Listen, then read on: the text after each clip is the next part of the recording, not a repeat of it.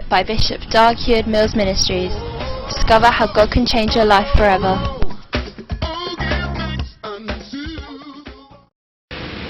This morning I want to give you something that can help you through the year 2012 in your personal life. Amen. And it is called the Art of Leadership. Can I have some copies of the Art of Leadership available inside the church, so that if somebody wants to get a copy? I'm sharing from chapter 7. Decide to become one of the few good leaders in this world. Amen. All right. Now, in 1 Timothy chapter 4, can we all turn to 1 Timothy chapter 4?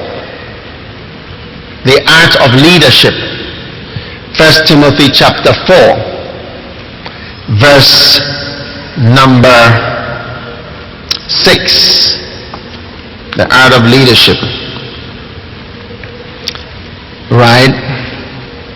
What does it say? If thou put the brethren in remembrance of these things, thou shalt be a good minister of Jesus Christ. Amen. Nourished up in the words of faith and of good doctrine, wherein thou hast attained. Amen. Now, everybody say good and bad. There are good things, good versions of everything, and bad versions. Okay? Now, in terms of people who can lead, right, we have people who are good at it, and there are people that are not good at it. So Paul was telling Timothy, he was telling him, if you do these things, okay, you will be a good version of a minister. Alright? So with everything, you can have a good version and then a bad version of it. Are you there? How many understand what I'm talking about?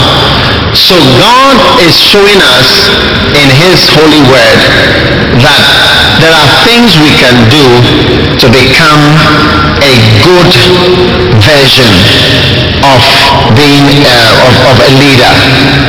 All right. Now, one of the things that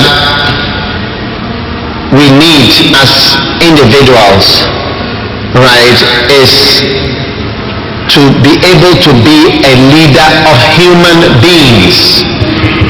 Amen.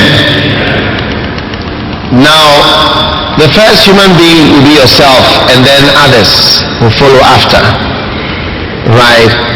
The best way I can describe a leader is to describe him as a zookeeper.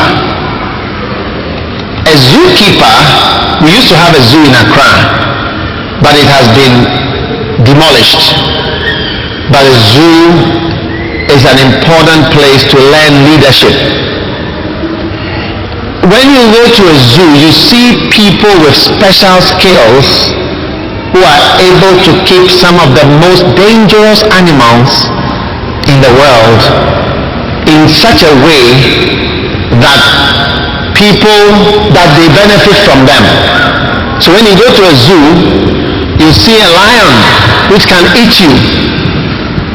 You see tigers. You see cobras, snakes. You see a hippopotamus. We used to have a hippopotamus in our zoo in Akanda. How many have been to the zoo before? Is it still there? Where is it now?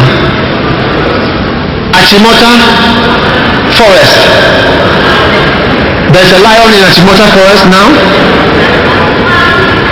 Accra Zoo has moved there. Please, can I go to Achimota Forest to see a lion tomorrow? There is a zoo there. Okay. Who has seen a lion in Achimota Forest? Okay. So, listen. One day I was watching a film on wildlife, and they showed all the different animals and the lions. And then they said the lions, even though they are eating all the others, are going to reduce in number. And then they said because there is another animal which has come nearby to the river. And then they moved the camera, and I was wondering which animal has come that is going to destroy the lions. And when they moved the camera, they showed a village of human beings. They said this animal which has come will wipe out all lions and all other animals from there. It is more dangerous than the drought and all the other dangers that the animals have. So I would describe a leader as a kind of a zookeeper who is controlling dangerous people. Now when you listen and you see, you have to not complain that, you see, when you are a good leader of a zoo, you don't go and give teachings and every day advise the lions. No, the people who are coming to look at you, it's through their entrance fees that will get money to buy meat for you. Okay, so you have to behave. Don't frighten them. Okay, don't eat them. Don't attempt to eat their children. Do you understand? You don't teach them humility, honesty. You don't teach monkeys. Don't take somebody's banana or whatever. You don't go to the zoo and stand in front of the gorillas and say, look, last time you killed somebody who came here, you cannot be killing the people here. I want to teach you. Right? We have to, from today, I want to call on all gorillas and all monkeys in the zoo to play behave. What kind of zookeeper is that?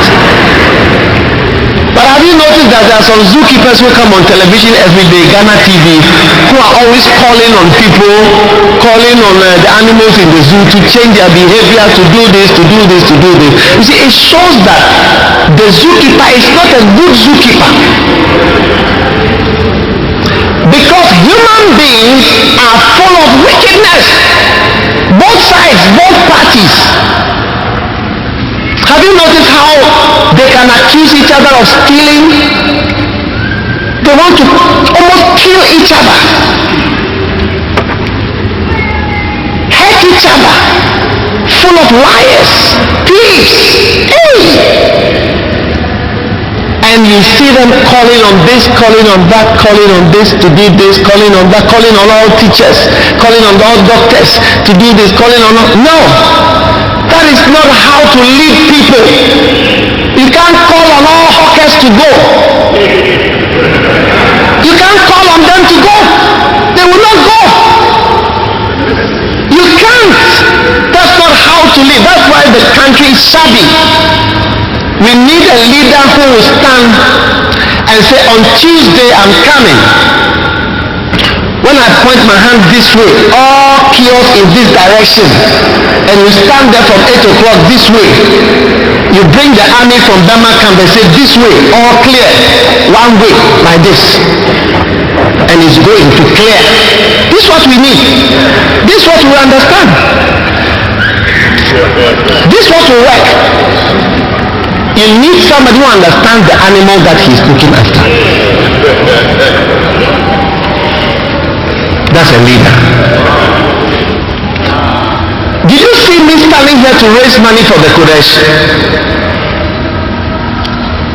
I'm asking you, did you see me standing here to raise money for me from the Kodesh for here? Because I'm a good zookeeper, that is why I know your behavior.